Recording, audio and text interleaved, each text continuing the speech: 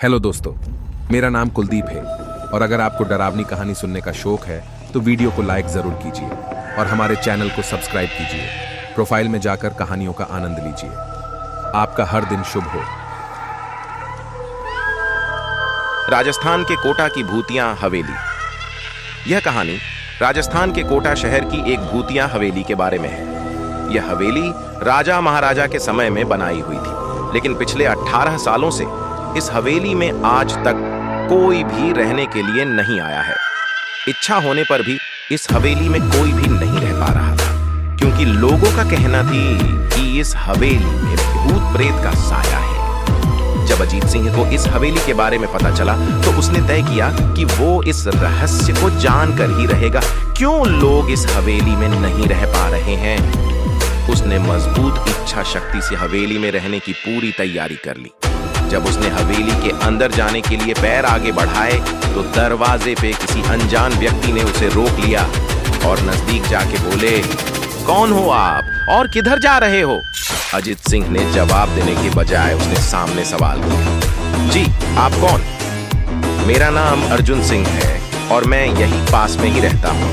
अजीत सिंह ने कहा, ओह अच्छा, मैंने सुना है कि यह एक भूतिया हवेली है और यहाँ कोई नहीं आ पाता है, इसलिए मैं इस हवेली में एक दिन रुकने का फैसला किया है। अर्जुन सिंह ने कहा, जी हाँ, आपने सही सुना है और आप भी अंदर मत जाइए, मेरी माने तो आप भी वापस लौट जाइए, यहाँ बहुत खतरा है।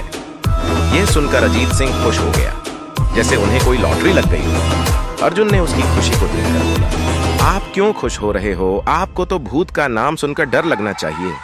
शायद आपको पता नहीं होगा कि मैं भूत प्रेत में काफी दिलचस्पी रखता हूँ। अगर इस हवेली में भूत है तो मैं अंदर जरूर जाऊंगा और सारी सच्चाई का पता भी लगाऊंगा। इतना कहकर अजीत सिंह उस हवेली में चले गए। अंदर जाके अजीत ने अपनी बैग को साइड में रखा और हवेली के चारों ओर देखने लगा। सारे रूम भी चेक कर लिए।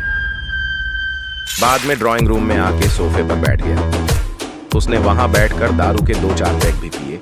वहीं अचानक उस रूम में लाइट का एक बल्ब चालू बंद होने लगा, लेकिन अजीत ने उस पर ध्यान नहीं दिया। थोड़ी देर बाद दूसरा बल्ब चालू बंद होने लगा, फिर तो हवेली की सारे लाइट चालू बंद होने लगी। यह सब देखकर अजीत अपनी जगह पे खड़ा हो गया और संपूर्ण सावचेत हो गया। अचानक उसके सामने एक छोटा टेबल हवा में उड़ने लगा। करीबन 6 फुट हवा में ऊपर जाके गोल गोल घूमने लगा और बाद में अजीत की ओर तेजी से आने लगा। अजीत ने तुरंत ही अपने जगह बदल दी और दूसरी ओर चला गया और वो टेबल वहीं जाके गिरा जहां अजीत खड़ा था। अजीत कुछ समझ पाता उतने में सोफे की शीट उसकी ओर आने लगी। वो जल्द खड़ा हो गया और छलांग लगा के दूसरी ओर कूद गया, जिसके कारण सोफा दीवार को टकराया और अजीत बच गया। अचानक सब कुछ शांत हो गया। अजीत ने चारों ओर सतर्कता से देखा और बड़ी आवाज में बोला, तुम जो भी हो सामने आकर